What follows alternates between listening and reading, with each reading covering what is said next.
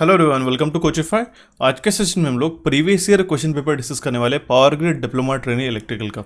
Okay, ये हमारा consecutive fourth session है। इसके पहले कि हमने 3 सेशंस बनाए हैं ऑलरेडी, जिसमें हमने 90 क्वेश्चंस कवर कराए। आज के सेशन में हम लोग 30 क्वेश्चन जो रिमेनिंग क्वेश्चंस हैं वो हम लोग कवर करा के ऐसे मिला के 120 क्वेश्चन जो प्रीवियस ईयर क्वेश्चन पूछे गए थे, प्रीवियस ईयर पेपर में पूछे गए थे पावर ग्रिड के, वो हम लोग कंप्लीट कराएंगे। इसके प्रीवियस सेशंस अगर आपने नहीं देखेंगे तो यहाँ पे आई बटन पे आपको लिंक प्रोवाइड करा देते हो, या फिर आप डायरेक्टली चैनल पे ब्राउज करके हमारे जो रिसेंट वीडियोस है उसको जाके देख सकते हैं। काफ़ी ज़्यादा यूजफुल ये एमसीक्यूज होने वाले हैं विद देयर कंसेप्ट। ठीक है, तो आज के सेशन में हम लोग कुछ जो रिमेनिंग क्वेश्चन है उसको हम लोग डिस्कस करते हैं with their useful concept. Okay, तो चलिए हम लोग सेशन को शुरू करते हैं विदाउट एनी फर्दर डिले। देखते हैं सबसे पहला क्वेश्चन जो कि हमारा क्वेश्चन नंबर 91। ओके, 90 तक के क्वेश्चन ऑलरेडी हमारे हो चुके थे, इसलिए हम लोग जो रिमेनिंग क्वेश्चन है हम लोग आज के सेशन में डिस्कस करते हैं। ठीक है, skin effect is more pronounced in which type of supply. Skin effect जो होता है उस कंडीशन में क्या होता है, बेसिकली जो हमारे कंडक्टर है, ये मान लो एक कंडक्टर है, सॉलिड कंडक्टर, जो एसी करंट की टेंडेंसी होती है कि वो हमारे जो सरकमफरेंस रहता है उसी के अक्रॉस, उसी के थ्रू वो फ्लो होता है। ठीक है, उसी के सरफेस के थ्रू होता है, instead of using this core. इस कोर में से कोई करंट फ्लो नहीं होता है, लिस्ट करंट फ्लो होता है as compare to the its circumference. उसी को हम लोग क्या कहते हैं, स्किन इफेक्ट। ठीक है, तो ये बेसिकली मोर प्रोनाउंस, मतलब सबसे ज़्यादा किस में रहता है, वो रहता है हमारे एसी सप्लाई में। ठीक है, ऑप्शन सी इसका करेक्ट आंसर हो जाता है। दैट मीन्स हम लोग उसको क्या कहेंगे, the phenomena arising due to unequal distribution of current of over the entire cross section of the conductor, it is referred as a skin effect. देखिए, अगर डीसी करंट की बात करें तो ये बेसिकली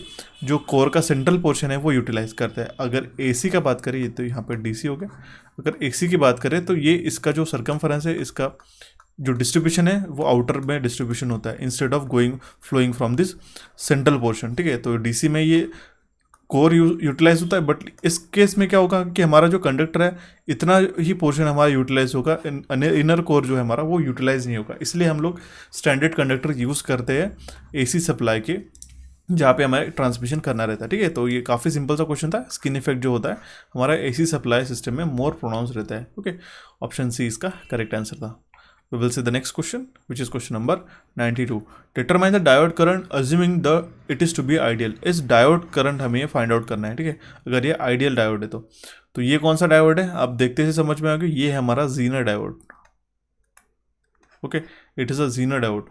ये क्या करता है, करंट फ्लो करता है हमारे फॉरवर्ड डायरेक्शन में, बट वो हमारा करंट फ्लो करता है रिवर्स डायरेक्शन में। ठीक है, जब हमारा रिवर्स वोल्टेज जो है वो जो हमारे जीनर ब्रेकडाउन वोल्टेज को क्रॉस करता है, जिसको हम लोग कहते हैं जीनर या फिर एवलांचे इफेक्ट। ओके, तो जीनर ब्रेकडाउन वोल्टेज वीजेड हमारे पास यहाँ पे गिवन है, जिसका वैल्यू है 10 वोल्ट। ओके, और जो रिवर्स वोल्टेज अप्लाई किया हमने इस डायोड के अक्रॉस, यहाँ पे आप देख सकते हो।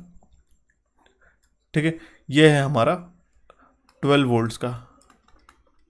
करेक्ट, तो जीनर डायोड जो ऑपरेट होगा हमारा ब्रेकडाउन रीजन में, तो नॉर्मल डायोड जो है हमारा फॉरवर्ड बायस में ऑपरेट होता है। ठीक है, तो सर्किट डायग्राम के अकॉर्डिंगली क्या होगा कि I will be equals to 12 - 10 upon 500, क्योंकि 500 ओम्स का इंटरनल रेजिस्टेंस है, तो इसका वैल्यू आ जाएगा 4 मिली एम्पियर्स का। ठीक है, तो डायोड करंट कितना हो जाएगा हमारा 4 मिली एम्पियर्स। ऑप्शन सी इसका करेक्ट आंसर था। देखते हैं हमारा next question, which is question number 93। 3 loads are connected in a parallel across a single phase 1200 volts 50 supply. 3 हमारे पास लोड है, ये first, second and third load, ये 1200 वोल्ट्स 50 हर्ट्ज सप्लाई के अक्रॉस में कनेक्टेड किए गए। इसमें हमें what is total complex power पूछा गया सर्किट्स के अंदर। ठीक है, तो कॉम्प्लेक्स पावर क्या होता है, P is equals to V into I current का कॉन्जुगेट। ओके, तो लैगिंग लोड के लिए क्या होता है, V at an angle of 0 degree होता है वोल्टेज, और करंट कितना होता है हमारा I at an angle of -5 degree. ठीक है, और complex power V I conjugate होता है। दैट मीन्स हम लोग क्या करेंगे, V at an angle of 0 degree multiplied by I at an angle of 5 करेंगे। ठीक है, कॉन्जुगेट होने के कारण करंट, तो इसीलिए यहाँ पे हम लोग क्या करेंगे, V I cos of 5 plus V I sine of 5, ये हो जाएगा हमारा कॉम्प्लेक्स पावर। ठीक है, ये तो हो गया हमारा कॉम्प्लेक्स पावर। और लीडिंग लोड के लिए उसका अपोजिट हो जाता है, करंट जो है हमारा, I change the colour, current जो है वो था हमारा I at an angle of 5 degree. ठीक है, और ये लीडिंग के लिए होता है बेसिकली, और ये लैग के लिए। ओके, तो इस केस में ये जो हमारा कॉम्प्लेक्स पावर आया था ये लैगिंग के लिए आया था, रेड कलर से हम लोग हाईलाइट कर रहे हैं जो लैगिंग के लिए, वो आया था हमारा P प्लस जे क्यू। और अगर हमारा लीडिंग के लिए अगर हम लोग पावर मेजरमेंट करते हैं तो वो आएगा हमारा P माइनस जे क्यू, करेक्ट। तो हमारे पास में एक इंडक्टिव लोड था और कैपेसिटिव लोड था, दैट मीन्स लीडिंग लोड और लैगिंग लोड दोनों भी लोड्स हमारे पास कनेक्टेड है, ठीक है। तो हम लोग इसको तो सबसे पहले इरेज कर देते हैं। आई होप आपको ये समझ में आया होगा यहाँ तक। ये अभी हम लोग यहाँ पे इरेज कर देते हैं सिंपली, और यहाँ पे हम लोग कैलकुलेट करते हैं। तो फर्स्ट लोड कौन सा है हमारा, कैपेसिटिव लोड है, जिसका वैल्यू कितना है, एक्टिव पावर 10 और 40 kVAR का रिएक्टिव पावर है। तो P1 क्या हो जाएगा हमारा 10 माइनस जे 40। P2 क्या होगा हमारा, इंडक्टिव लोड है यहाँ पे 35 किलोवाट्स और 120 kVAR का, तो हो जाएगा हमारा 35 प्लस जे 120। और P3 जो है हमारा क्या है, हमारा सिंपली रेजिस्टिव लोड है, तो वो है हमारा 15 किलोवाट का। ओके, इन तीनों का एडिशन हो जाएगा। हम लोग सिंपली सम अप करें क्योंकि पैरेलल में कनेक्टेड है तो इन लोड्स की एडिशन होंगी, ठीक है। P1 plus P2 plus P3, तो टोटल PT अगर हम लोग निकालेंगे टोटल पावर, तो it will be equals to 10 minus j 40 plus 35 plus j 120 plus 15। Okay, तो यहाँ पे कितना आ जाएगा पे 35 प्लस 15, ये हो जाएगा हमारा 50 plus 10 will be 60 plus j 80। ये जे से जे एडअप हो जाएंगे इनका 120 माइनस जे 40 कॉम्प्लेक्स पावर में, तो जो PT आ जाएगा टोटल पावर, तो it will be equals to 60 plus j 80 kVA। Okay, तो ऑप्शन जो है डी हमारा इस केस में करेक्ट आंसर आ जाएगा, ठीक है। सो देखते हैं हमारा नेक्स्ट क्वेश्चन, क्योंकि हमारा question number 94, how can a load be shifted from a DC shunt generator to another running in a parallel. ठीक है, हमारा लोड कैसे शिफ्ट होगा DC जनरेटर से अनदर जो कि पैरेलल में उससे रन कर रहा है, ठीक है। तो उस केस में हम लोग फील्ड रियोस्टेट एडजस्ट करके ये लोड शिफ्ट कर सकते हैं एक DC जनरेटर से दूसरे DC जनरेटर के साथ में, ठीक है। तो ऑप्शन ए इसमें इसका करेक्ट आंसर आ जाएगा। नेक्स्ट क्वेश्चन है question number 95, which type of single phase induction motor is having a highest power factor at a full load. इन चार मोटर में से कौन सी मोटर की हाईएस्ट पावर फैक्टर है फुल लोड पे, तो वो है हमारी कैपेसिटर रन मोटर। ध्यान में रखिएगा, इंपॉर्टेंट है। सुबह के सेशन में जो हमने आज मॉर्निंग में सेशन लिया था उसमें मैंने आपको ये सारी चीज़ें बताई थी, किसका ज़्यादा पावर फैक्टर रहता है, किसका ज़्यादा टॉर्क ज़्यादा रहता है। एक मैंने क्वेश्चन उसका लिया है, उसमें आपको कॉन्सेप्ट भी इसमें एक्सप्लेन किया है, ठीक है। तो ये जो कैपेसिटर रन मोटर है, capacitor run type of motor, इसका हाईएस्ट पावर फैक्टर रहता है फुल लोड पे। ओके, ऑप्शन डी इसका करेक्ट आंसर था। देखते हैं हमारा next question, which of the following generating power station requires a lot of time for starting. इन चारों जनरेटिंग स्टेशन में से कौन से जनरेटिंग स्टेशन को सबसे ज़्यादा टाइम लगता है स्टार्ट होने के लिए उसको, तो वो है हमारा स्टीम पावर स्टेशन, ठीक है।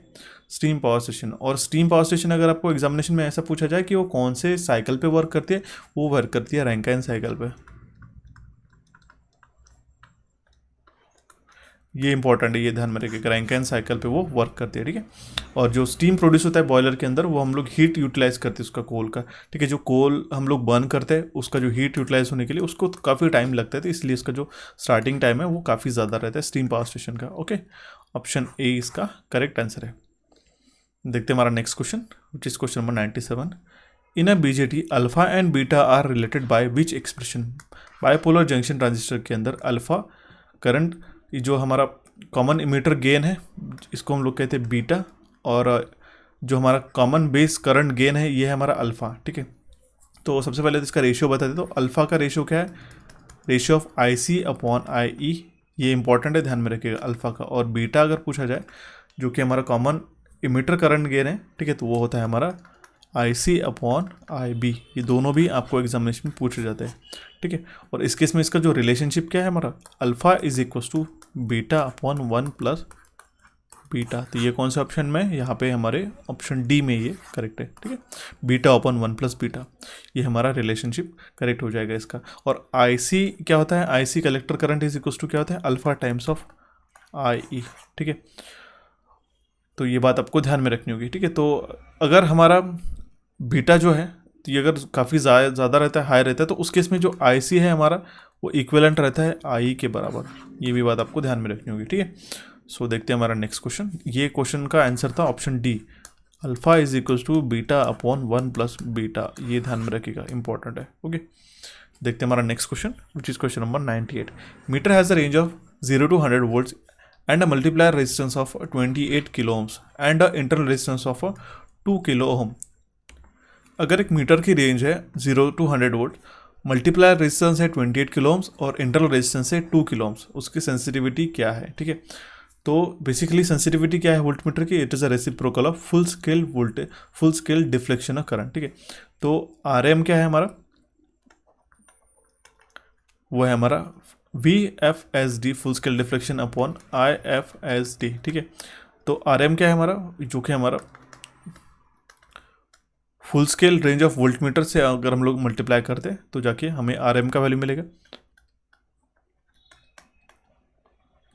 Full scale range of volt meter into sensitivity.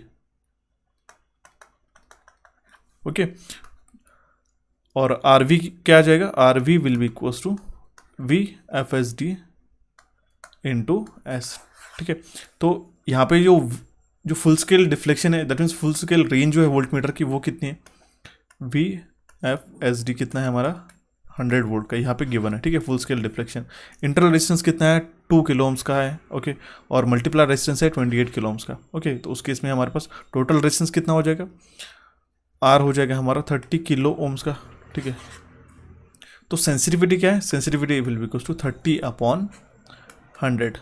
ठीक है, किलो ohms बाय वोल्ट, तो हो जाएगा हमारा 0.3 kilo ohms, 0.3 kilo ohms by volt. ठीक है, that means 0.3 kilo ohms by volt, ये हमारा इसका यूनिट आ जाएगा सेंसिटिविटी का। तो ऑप्शन बी इस केस में हमारा करेक्ट आंसर आ जाएगा। ठीक है, ध्यान में रखिएगा, sensitivity of a volt meter is reciprocal of full scale deflection current. Full scale deflection current अगर हम निकालेंगे उसका रेसिप्रोकल ही हमारा सिंपली ये उसका जो सेंसिटिविटी है, ये सेंसिटिविटी हम लोग निकाल पाएंगे। That means it is sensitive to 0.3 kilo ohms पर वोल्ट। ओके, ऑप्शन बी हमारा करेक्ट आंसर आ जाएगा। ध्यान से समझिएगा इस क्वेश्चन को। The next question is the process of spot welding is basically depends upon. तो बेसिकली ये डिपेंड करती है heat generation and application of forging process. Okay, तो ऑप्शन ए इसमें करेक्ट आंसर आ जाएगा। देखिए, ये एक स्पॉट वेल्डिंग का मैंने आपको प्रोसेस आपको यहाँ पे दिखा दिया, एक छोटा सा डायग्राम है इसका। ठीक है, so next question is question number 100। Find the current I. ये हमें करंट यहाँ से आई करंट जो इसमें से फ्लो हो रहा है इस लूप में से आपको फाइंड आउट करना है। ठीक है, तो अगर हमारा इस नोड पे अगर वोल्टेज है, नोडल एनालिसिस हम लोग इसको अप्रोच करेंगे, तो यहाँ पे अगर हमारा वोल्टेज V है और ये हमने ग्राउंडेड कर दिया। ठीक है, तो नोडल एनालिसिस अगर हम लोग V पे लगाते हैं तो क्या हो जाएगा हमारा? V/3 - 2, V/3 - 2 2 amperes plus V-10 यहाँ पे ड्रॉप हो रहा है अपॉन 2 इसका रेजिस्टेंस इज इक्वल टू 0। इसको आप लोग सॉल्व करेंगे तो आपको क्या इक्वेशन मिलेगा? 2V - 12 plus 3V - 30 equals to 0। तो V का वैल्यू अगर फाइंड आउट करेंगे तो आपको आ जाएगा 8.4 वोल्ट। करेक्ट, तो करंट कितना आ जाएगा? I will be equals to V-10 upon इसका रेजिस्टेंस कितना था? 2 ohms का, ये रेजिस्टेंस हो गया इसका। तो 8.4 minus 10 upon 2 will be equals to -0.8 ampere. ये सिर्फ करेक्ट माइनस, दैट मीन्स ये डायरेक्शन दिखा रहा है करंट का। ओके, तो ऑप्शन ए जो है हमारा इस केस में करेक्ट आंसर आ जाएगा। सो देखते हैं हमारा नेक्स्ट क्वेश्चन, जिस question number 101। According to the first and Measure the corona loss PC is proportional where V is actual voltage of the conductor. According to the first and Meagher, the corona loss PC is proportional to the V. It is proportional to the what? ठीक है, तो ये question काफ़ी important question है। It is proportional to the cube of V. ठीक है, it is proportional to the V cube। तो जो कोरोना लॉस होता है हमारे ट्रांसमिशन लाइन के अंदर, उसका एक्यूरेट एस्टिमेशन जो है हम लोग डिफिकल्ट है, तो इसलिए डिफरेंट रिलेशनशिप है उसके। तो बेस्ड ऑन अगर हम लोग वोल्टेज निकालते हैं तो स्केलिंग्स फार्मूला क्या है? Corona loss Skilling, that means SKILLI, and Skilling's का फार्मूला क्या है? तो उस केस में हमारा आता है PC directly proportional to the V - V0। ठीक है, ये फर्स्ट हो गया। और क्वाड्रेटिक लीनियर, ये हमारा लीनियर था। लीनियर रिलेशनशिप हमने निकाल लिया। क्वाड्रेटिक रिलेशनशिप अगर हम लोग निकालते हैं, क्वाड्रेटिक रिलेशनशिप में हमारा जो पीक्स फॉर्मूला था, उसमें पीक्स फॉर्मूला क्या हमें बताता है, PC corona loss is directly proportional to the V minus V not का होल स्क्वायर। ओके, उस केस में रायंस भी आता है, रायंस एंड हेनलाइन का फॉर्मूला आता है, जो कि आता है P C is directly proportional to the V into V minus V not. Correct, ये क्वाड्रेटिक रिलेशनशिप होगी। पीटरसन्स फॉर्मूला आता है इसमें,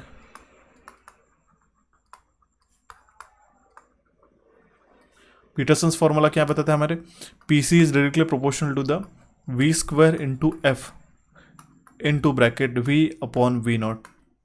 ठीक है, और एफ क्या है, फ्रीक्वेंसी नहीं, it is an experimental factor. ठीक है, पीटरसन, ये तो क्वाड्रेटिक रिलेशनशिप हो गया। क्यूबिक रिलेशनशिप में फॉस्ट एंड मेगर का आता है। ठीक है, वो आता है हमारा P C is directly proportional to the V cube. यही हमें क्वेश्चन में पूछा गया था, इसका ऑप्शन बी है। ठीक है, ये हमारे क्यूबिक में आता है बेसिकली। ठीक है, क्यूबिक रिलेशनशिप में ये फर्स्ट आता है फॉस्टर एंड मेगर का। देन हम लोग नेक्स्ट आते हैं, प्रिंस फॉर्मूला आता है उसमें। प्रिंस फार्मूला के अंदर आता है P C is directly proportional to the V square in bracket V minus V not. Okay, तो ये हो गया हमारा Prince formula.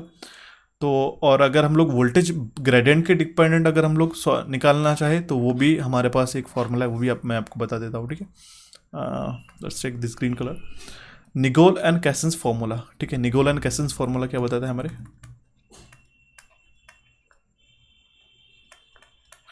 निगोल and Cassen's formula क्या बताता है, P C is directly proportional to the E to natural log of E by E not.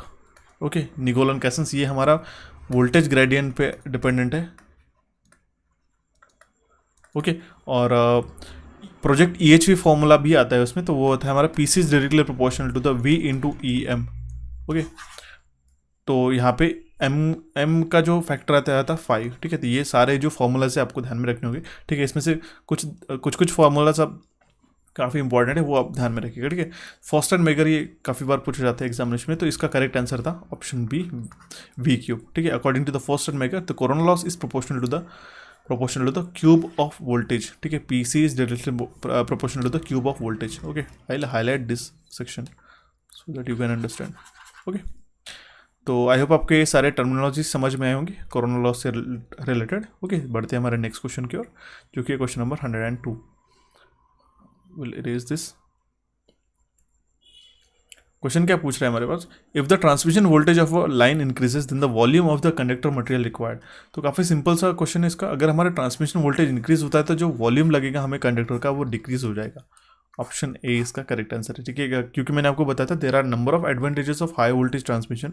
It reduces the volume of conductor material, it increases the transmission efficiency and it decreases the percentage line drop. Okay, तो उसके कुछ limitations भी है by the way, अगर उसका cost भी increase हो जाता है जो कि हमारा कंडक्टर इंस्टॉलेशंस के लिए, और ट्रांसफार्मर का, स्विच गियर का और बाकी टर्मिनल्स का भी जो उसमें इक्विपमेंट्स यूज़ होता है वो उसका भी हमारा कॉस्ट बढ़ जाता है। बट इसकी जनरली जो ट्रांसमिशन हाई वोल्टेज ट्रांसमिशन के काफ़ी ज़्यादा एडवांटेजेस है। ठीक है, इसलिए हमारा काफ़ी ज़्यादा हाई वोल्टेज ट्रांसमिशन हम लोग जनरली हाई वोल्टेज ट्रांसमिशन में यूज़ करते हैं कि 400 kV 765 kV। ओके, तो इसका करेक्ट आंसर था ऑप्शन ए। ओके, तो देखते हैं हमारा नेक्स्ट क्वेश्चन, जिस question number 103। The circuit given circuit behaves as, यहाँ पे सर्किट बताया गया है आपके, और ये क्या है एज बता रहे, क्लिपर है, क्लैम्पर है। ठीक है, बेसिकली ये जो सर्किट यहाँ पे गिवन है ये है हमारा पॉजिटिव क्लिपर सर्किट।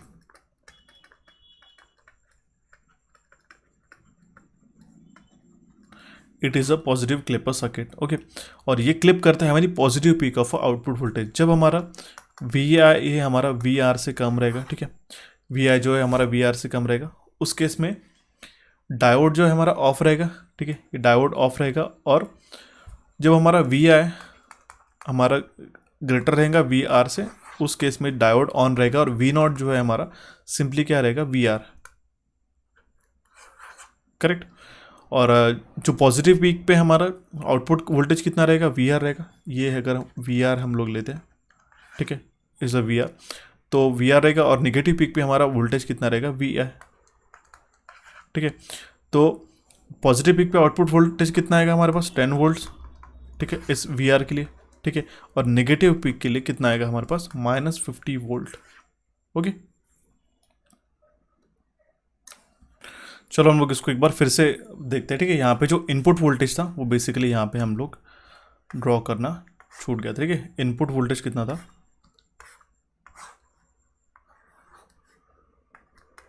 वी इन यहाँ पे +50 और यहाँ पे -50 वोल्ट्स था, ठीक है। ये जा रहा है, ठीक है। अब ये सर्किट कंप्लीट हुआ है। अब इस सर्किट में हम लोग देखते हैं कि जब हमारा सर्किट, ये हमारा पॉजिटिव क्लिपर सर्किट है, अभी मैंने आपको बताया था, ठीक है। ये क्लिप करेगा हमारे positive peak of the output voltage जब हमारा वी आई है हमारा लेस रहेगा वी आर से, ठीक है। ये फर्स्ट कंडीशन है। तो उस केस में जब हमारा वी आई ये हमारा लेस रहेगा वी आर से, तो ये हो गया हमारा वी आर, ठीक है। ये है हमारा वी आर, ठीक है। इसको हमने अज्यूम कर लिया, ठीक है। ये है हमारा आर एस सीरीज में जो, और ये है हमारा वी इन और ये हमारा वी आउटपुट, करेक्ट। तो डायोड जो है हमारा ये ऑफ रहेगा, करेक्ट, क्योंकि ये रिवर्स बायस में कनेक्ट हो जाएगा, ठीक है, इस वोल्टेज के कारण। इसलिए इस केस में ये डायोड जो है हमारा ऑफ हो जाएगा। और जब हमारा वी आई है ये हमारा ग्रेटर रहेगा वी आर से,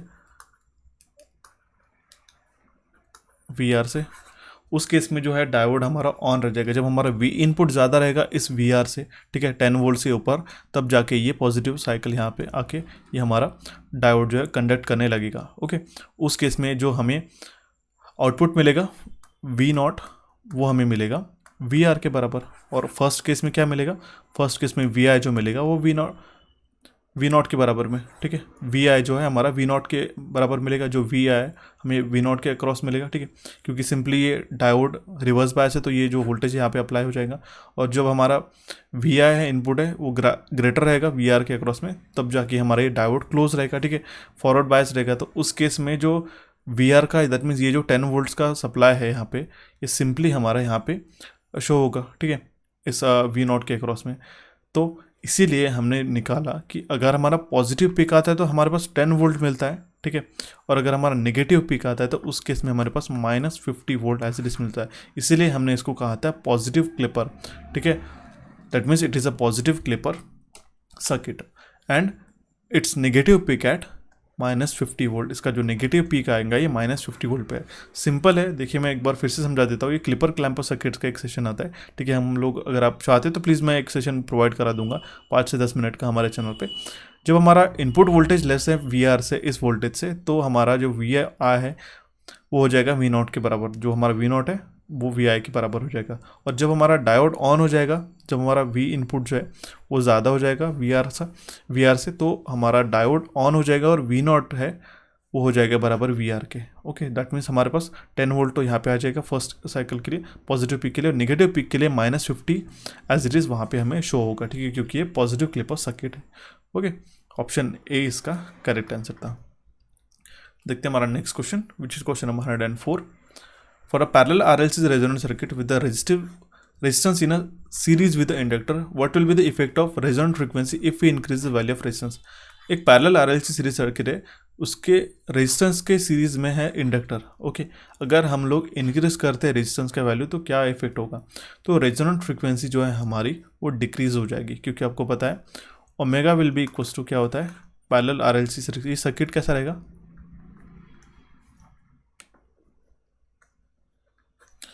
कुछ ये इस तरीके से सर्किट रहेगा, ठीक है।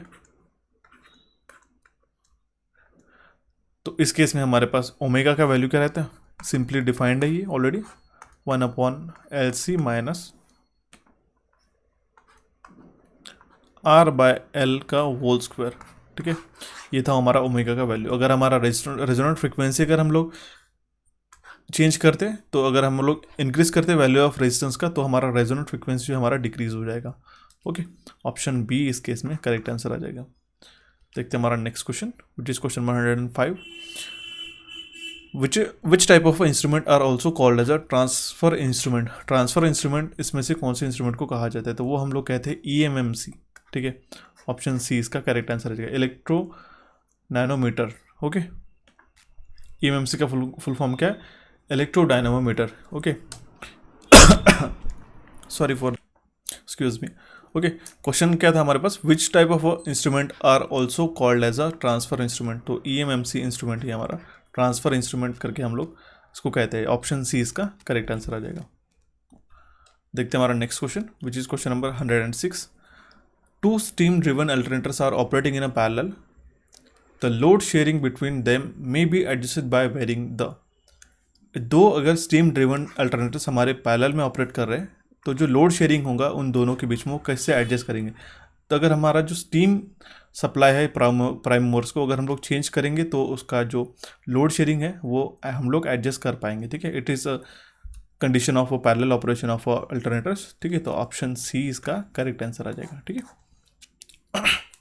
Excuse me once again. देखते हैं हमारा next question, which is question number 107। When VDS is the drain voltage and VDS max is the maximum drain voltage, junction field effect transistor में ब्रेकडाउन होगा अगर हमारा VDS जो है वो ग्रेटर हो जाएगा VDS मैक्स से। ठीक है, जो हमारा ड्रेन टू सोर्स वोल्टेज है वो ज़्यादा हो जाएगा VDS मैक्स से, तब जाके हमारा JFET में ब्रेकडाउन हो जाएगा। तो इसलिए इसका करेक्ट आंसर हो जाएगा ऑप्शन सी। देखते हैं हमारा next question, which is question number 108। What is the dimensional formula power. Power का डायमेंशनल फार्मूला ये डायरेक्टली स्टैंडर्ड है। देखिए होता क्या है, पावर को हम लोग कैसे डिफाइन करते हैं, रेट ऑफ डूइंग वर्क। तो P को हम लोग लिखेंगे W/T, rate of doing work, work done, और यह हो गया टाइम हमारा। और वर्क डन को हम लोग क्या लिखते हैं, फोर्स इनटू डिस्टेंस। ठीक है, फोर्स को क्या लिखते हैं हम लोग, मास इनटू एक्सेलरेशन। करेक्ट, तो डायमेंशनल फार्मूला हमें फोर्स का भी पता होना चाहिए, वर्क का भी पता होना चाहिए और टाइम का भी पता होना चाहिए। तो सिंपली हम लोग पावर का फार्मूला आपको, ये आप इससे कैलकुलेट कर सकते हो सीधा सीधा। जो डायमेंशनल फार्मूला है फोर्स का वो है हमारा MLT to the square to the power -2, और वर्क का जो है डायमेंशनल फार्मूला वो है हमारा ML² T to the power -2। ठीक है, और टाइम का जो है T to the power 1, simply यही है। इससे आप सब्स्टिट्यूट करोगे तो आपको डायमेंशनल फार्मूला क्या मिलेगा, ML² T to the power -3। Okay, तो ऑप्शन ए इस केस में हमारा डायमेंशनल फार्मूला आ जाएगा पावर का। ये स्टैंडर्ड है, एक या दो तीन जो स्टैंडर्ड फार्मूलाज है आपके डायमेंशनल फार्मूलाज वो आपको ध्यान में रखने के लिए, ऐसा कभी कभी एग्जामिनेशन में क्वेश्चन पूछा जाता है बेसिकली।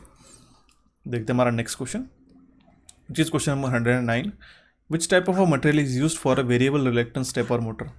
कौन से टाइप का मटेरियल यूज़ करते हैं हम लोग वेरिएबल रिलेक्टेंस स्टेपर मोटर में, तो वो हम लोग फेरोमैग्नेटिक मटेरियल यूज़ करते हैं। ऑप्शन बी इस केस में इसका करेक्ट आंसर आ जाएगा। ओके, सो देखते हैं हमारा नेक्स्ट क्वेश्चन, जिस question number 110। The frequency range required for a dielectric heating. Dielectric heating काफ़ी एक इंपॉर्टेंट रोल प्ले करता है। ठीक है, जो उसको हम लोग कैपेसिटेंस हीटिंग भी कहते हैं। ठीक है, जो नॉन कंडक्टिव मटेरियल्स है उसको हीट करने के लिए हम लोग उसको यूज़ करते हैं। तो उसका जो फ्रीक्वेंसी रेंज है वो है हमारा 1 मेगाहर्ट्ज़ टू 50 मेगाहर्ट्ज़ के बीच में। ठीक है, ऑप्शन डी इसका करेक्ट आंसर है। 1 मेगाहर्ट्ज़ से लेके 50 मेगाहर्ट्ज़ के बीच में इसका फ्रीक्वेंसी रेंज होता है। ओके, और नॉर्मल वोल्टेज जो यूज़ होता है वो हमारा 15 kV उसमें यूज़ होता है। और जो वोल्टेज ग्रेडियंट को लिमिट पूछा गया एग्जामिनेशन में तो वो 18 kV/सेंटीमीटर। ये भी आपको 2-3 चीज़ें आपको ध्यान में रखनी होंगी। ठीक है, देखते हैं हमारा next question, which is question number 111।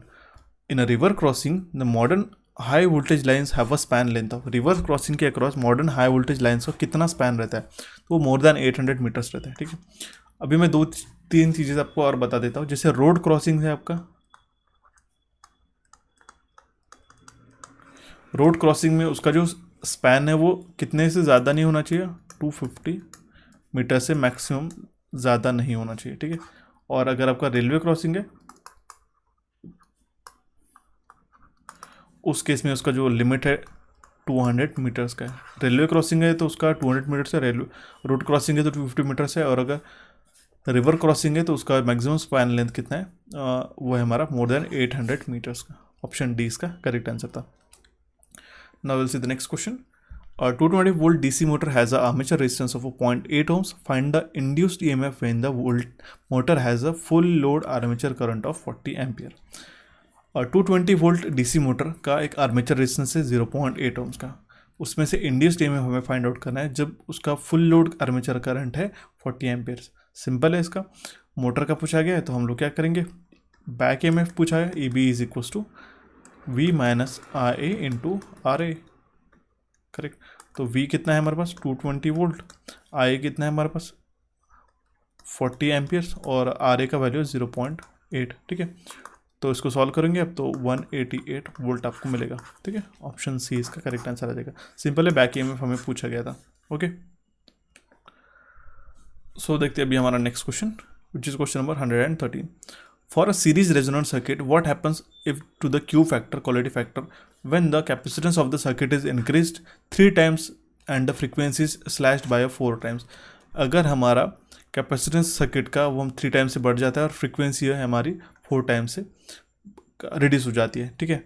तो उस केस में उसका जो क्यू फैक्टर है वो हमारा हो जाएगा, it will be increase to the 1.33 times. इसका एक डेफिनेशन है, काफ़ी थोड़ा लंबा है, इसलिए हम इसको कंसिडर नहीं करते अभी। It increases to the 1.33 times, ठीक है।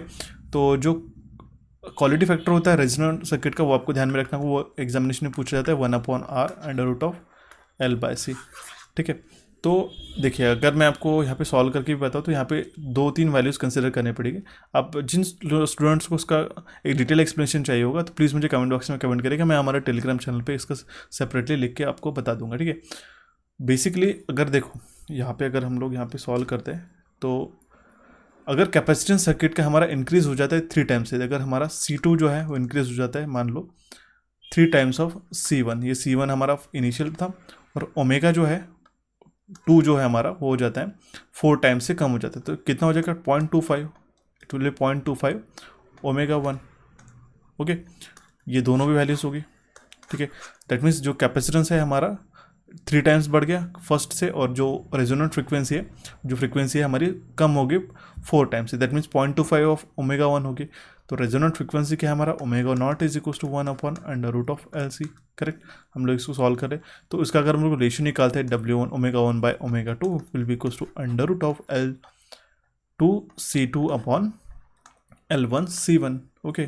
तो L2 क्या हो जाएगा हमारा इस केस में, हो जाएगा 16/3L1। तो नया क्वालिटी फैक्टर का वैल्यू जो आ जाएगा हमारा वो आ जाएगा 1/r√16/3L1/3C1, ठीक है। तो इसको सॉल्व करते तो आपको मिलेगा 4/3 इंटू 1/r√L1/C1, ठीक है। तो 4/3 का मीन्स क्या हो जाता है 1.33 टाइम्स होता है, ठीक है।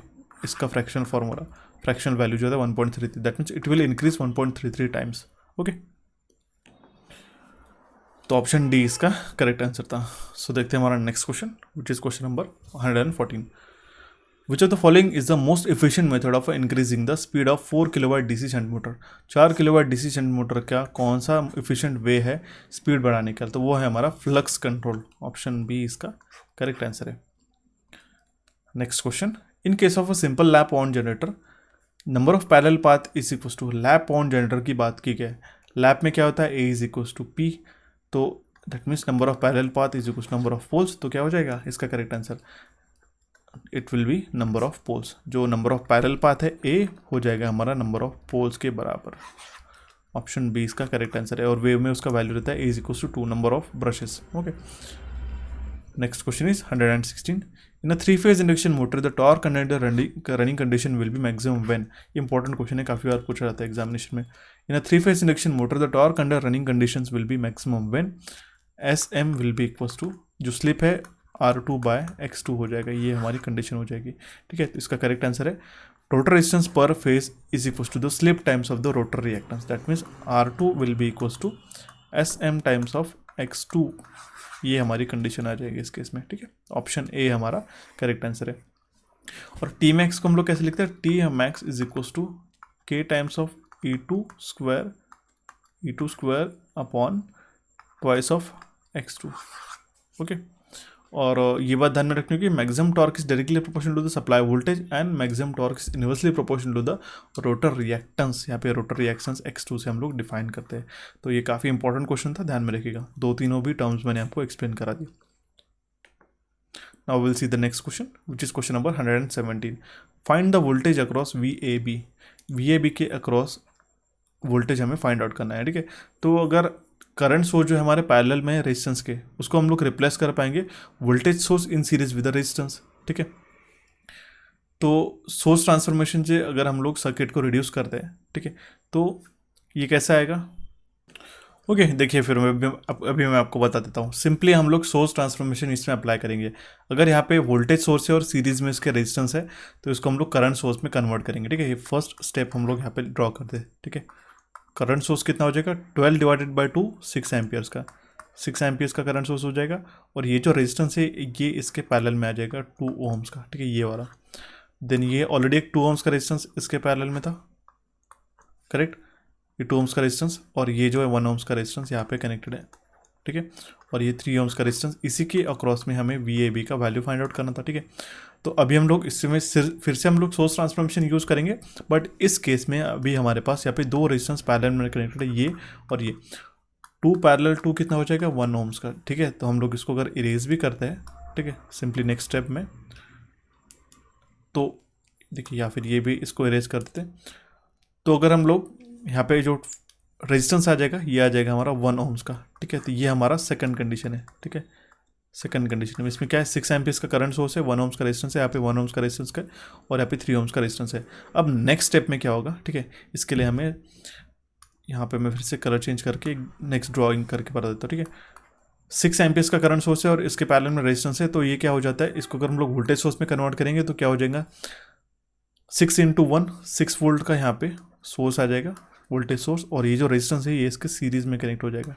ठीक है, ये 1 ओम्स का यहाँ पे आ जाएगा इस केस में, और 1 ओम्स का यहाँ पे भी है और यहाँ पे भी है। सिंपली मैं यहाँ पे शॉर्टकट लिख देता हूँ, 2 ओम्स का रेजिस्टेंस, और यहाँ पे ये 3 ओम्स का एज रेजिस्टेंस आ जाएगा हमारे पास। ठीक है, इसमें हम लोग वोल्टेज डिवीजन रूल से काफ़ी आसानी से निकाल पाएंगे। ठीक है, सिंपल है। देखिए 6 वोल्ट का, आई होप आपको क्वेश्चन समझ में आएगा। देखिए हमने क्या किया, पहले इस वोल्टेज को करंट सोर्स में कन्वर्ट किया, रेजिस्टेंस को हमने पैरेलल में थे उसको इक्विवेलेंट रेजिस्टेंस निकाला, फिर से हमने रेजिस्टेंस को करंट सोर्स को हमने वोल्टेज सोर्स पे कन्वर्ट किया। ठीक है, अगर हम और अब यहाँ पे हमें VAB के अक्रॉस वोल्टेज निकालना है, तो वोल्टेज डिवीजन रूल से हम लोग काफ़ी इजीली निकाल पाएंगे। VAB क्या हो जाएगा, it will be equals to 6 total voltage into जिसके अक्रॉस निकालना, करंट डिवीजन में उल्टा होता है बट यहाँ पे 3 के अक्रॉस निकालना है, तो क्या करेंगे 3/2 + 3, it will be equals to 3.6 volt. Option A इसका करेक्ट आंसर आ गया। आई होप आपको क्वेश्चन समझ में आएगा, काफ़ी बेसिक सा अप्रोच हमने यहाँ पे लगाया है। देखते हैं हमारा नेक्स्ट क्वेश्चन, जो कि question number 118। Which of the following motor is often used in a mixers. Mixers में कौन सी इसमें से मोटर यूज होती है, repulsion, reluctance motor, repulsion motor, universal motor या फिर हिस्टेरिसिस मोटर। तो उस केस में हमारा यूनिवर्सल मोटर हम लोग मिक्सर्स में यूज़ करते हैं। ठीक है, ऑप्शन सी इसका करेक्ट आंसर था। The next question is question number 119. The ratio of elimination under actual condition to the elimination when everything is perfectly clear, it is known as. So it is known as a maintenance factor. Option A इसका correct answer आ जाएगा.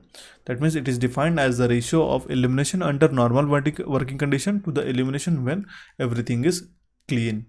और इसका ratio always less than 1 रहता है। ठीक है, elimination के ऊपर मैंने सेशन लिया था हमारे इलेक्ट्रिकल इंजीनियरिंग MCQs पे। अगर जिन स्टूडेंट्स ने नहीं देखा होगा तो प्लीज़ जाके देखिएगा। सारे आपके जो रेशियोज है, डिफरेंशिएशन फैक्टर और बाकी एलिमिनेशन से रिलेटेड इंपॉर्टेंट टर्मिनोलॉजीज वो हमने वहाँ पे कवर की है। ठीक है, सो अभी हम लोग देखते हैं हमारा last question of this session. What is the value of N omega N for the given transfer function. यहाँ पे ट्रांसफर फंक्शन गिवन है, ओमेगा एन का वैल्यू पूछा गया है। यहाँ पे सिंपल है, देखिए इसको अगर हम लोग ट्रांसफर फंक्शन क्या होता है,